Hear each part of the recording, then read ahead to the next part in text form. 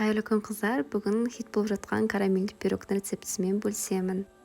Алдымен пирогтың қамырын жасаймыз. Бірінші жұмыртқа мен қантымызды жақсылап араластырып, ұн мен разрешительді, одан кейін сармайымызды жақсылап езіп аламыз крошка етіп.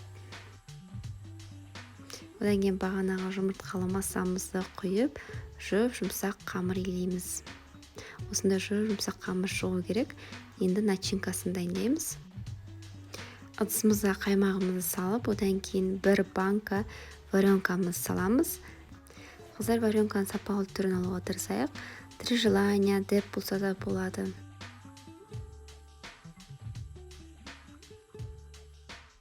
Енді кезекте 2 жұмыртқамызды салып, салмамызды бір келкі болғанша араластырамыз.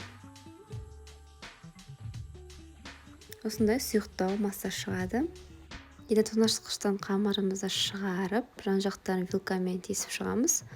Одан кейін салмамызды құямыз. Алдын ала қыздырылған пеште 160 градуста 40-45 минутта пісіріп аламыз. Міне пирогымыз пісті. Холодильникке 2 сағат қойдым, одан кейін кесіп бастадым.